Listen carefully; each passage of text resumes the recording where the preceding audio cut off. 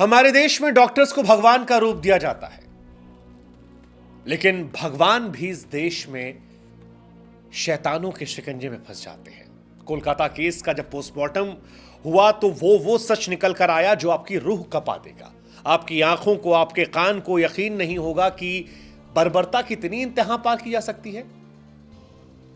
एक 30 साल की लेडी डॉक्टर के प्राइवेट पार्ट में 151 इंची सीमेन मिलने की बात वहां के तमाम डॉक्टर्स कह रहे हैं पोस्टमार्टम रिपोर्ट के आधार पर। और अगर यह सच है तो फिर यह एक शख्स का तो नहीं है। पोस्टमार्टम रिपोर्ट कहती है कि उसके शरीर में कई लोगों ने उसे नोच खाया है, और यह उस महिला के साथ है जिसके साथ इतनी बर्बरता के बाद उसके पिता को फोन करके कहा गया कि सर आपकी लड़की ने शायद खुद ही सुसाइड कर लिया। ये जो आरोपी जिसे पकड़ा पुलिस ने पहले, इसका खुद का पुलिस कनेक्शन सामने आ रहा है। लेकिन अब जो पोस्टमार्टम रिपोर्ट का सच है वो हैरान करने वाला है। इस महिला के प्राइवेट पार्ट पर गंभीर घाव पाए गए हैं। पोस्टमार्टम रिपोर्ट कहती है कि उसकी चीख दबाने के लिए उसकी नाक, मुंह को, गले को लगातार दबाया गया, दीवार की तरफ ऐसे रख के ऐसे दबा दिया गया। गला घोटने से थायराइड कार्टिलेज टूट गया। पोस्टमार्टम रिपोर्ट कहती है कि इस डॉक्टर के सिर को दीवार से सटाया गया था ताकि वो चिल्ला ना सके। उसके पेट पर, उसके होंठ पर, उसकी उंगलियों पर, उसके बाएं पैर पर चोट के निशान पाए गए।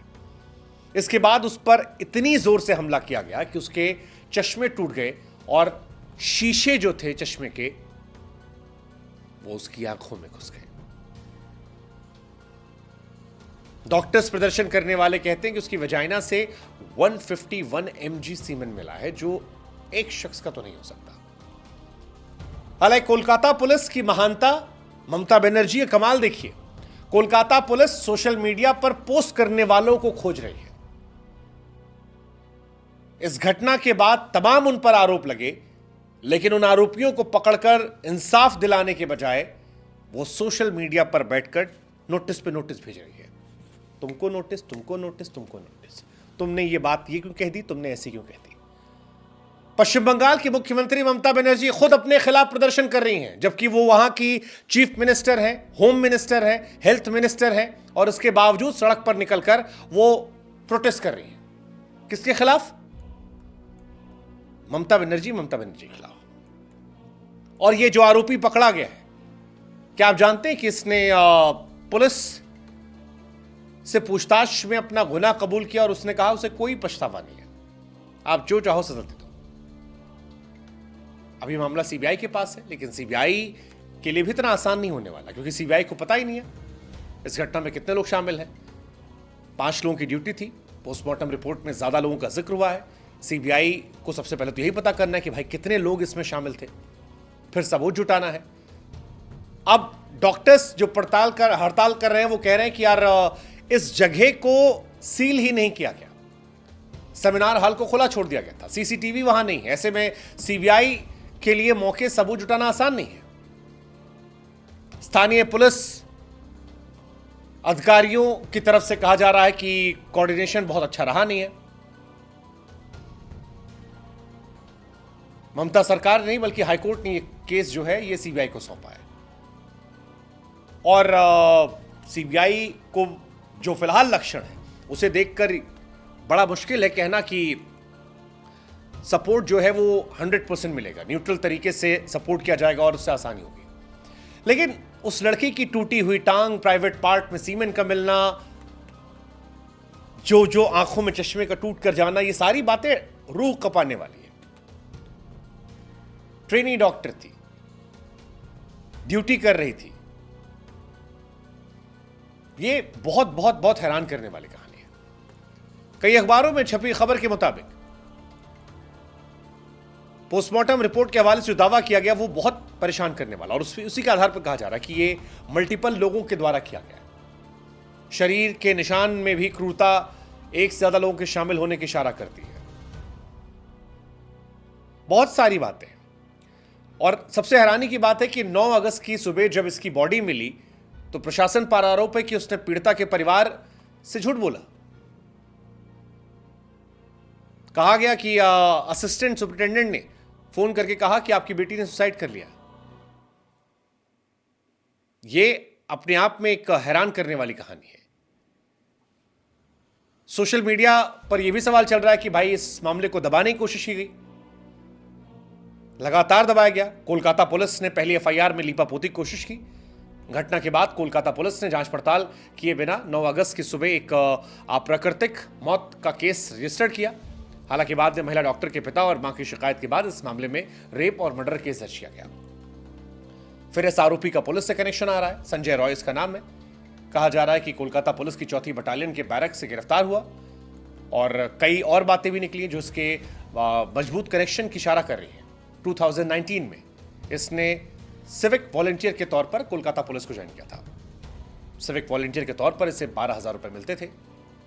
आरोपी कोलकाता पुलिस लिखी टी शर्ट और टोपी पहनकर घुमा करता था। इसने बाइक पर भी इनफैक्ट पुलिस का स्टिकर लगा रखा है। पुलिस की 4th बटालियन के बैरक में रहा करता था। घटना दिन वाले भी दिन ये पुलिस चौकी से पकड़ा गया था। पोस्टमार्टम रिपोर्ट के बारे में आपको बताया है हमने।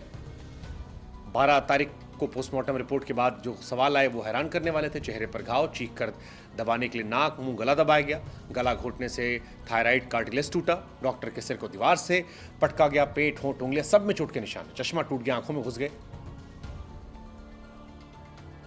मतलब बहुत हैरान करने वाली चीज है। पोस्टमार्टम रिपोर्ट में कई बार पेनिट्रेशन के संकेत मिले हैं, यानी मल्टीपल लोगों ने इसके साथ क्रूरता की है। और 5 दिन बाद भी पुलिस सिर्फ एक आदमी को पकड़ पाई थी। अभी भी चल रहा है कि सबूतों से छेड़छाड़ की जा रही है। जहां पर यह शव मिला था, कहा जा रहा है उसके आसपास निर्माण कार्य, सफाई, पुताई, ये तमाम चीजें कराई गई ताकि सबूतों से छेड़छाड़ सके। क्यों, किस लिए, पता नहीं। उधर ममता बनर्जी प्रोटेस्ट कर रही है, सड़कों पर निकल रही है। किसके खिलाफ, पता नहीं। खुद चीफ मिनिस्टर है, खुद वो होम मिनिस्टर है, खुद हेल्थ मिनिस्टर है और वो प्रोटेस्ट कर रही है। क्या होगा इस देश का, पता नहीं। लेकिन ये देश महिलाओं के लिए सुरक्षित तो नजर नहीं आता है। इसके लिए जिम्मेदार हम और आप भी हैं। हमारे देश में आज भी लोगों की नजर कपड़ों पर है। कपड़े कम है तो लड़की गलती है। हालांकि अनगिनत उदाहरण ऐसे हैं जहां पर कहीं परिवार में पिता ने, कहीं पर रिश्तेदार ने, कहीं पर वर्क प्लेस पर, कहीं पर घर लौटते, कहीं पर सोते हुए महिलाओं के साथ घटनाओं को अंजाम दिया गया है। फिलहाल पूरा देश एक साथ इस खबर को लेकर नाराजगी जता रहा है। उम्मीद कर रहा है कि इस घटना को लेकर शायद हमारा समाज जगेगा, शायद इन्हें कठोर सजा मिलेगी। मिलेगी, नहीं मिलेगी, पता नहीं। लेकिन फिलहाल देश में आक्रोश है। हालांकि आक्रोश हमने पहले भी निर्भया में देखा था, लेकिन निर्भया को बीते 12 साल हो गए और 12 साल में इस देश में कुछ नहीं बदला। क्योंकि जब हम और आप ये खबर पर चर्चा कर रहे हैं तभी उत्तराखंड में ऐसी घटना और हुई जिसने फिर ये एहसास कराया काफी कुछ बदले जाने की जरूरत है। ऐसे नियम लाने की जरूरत है जिससे दोषियों को ऐसी सजा मिले जो आने वाले टाइम में नजीर बने, जिससे सुनकर कोई ऐसी हरकत करने के बारे में सोचने से पहले भी कांप उठे। क्या नए भारत में ऐसा होगा?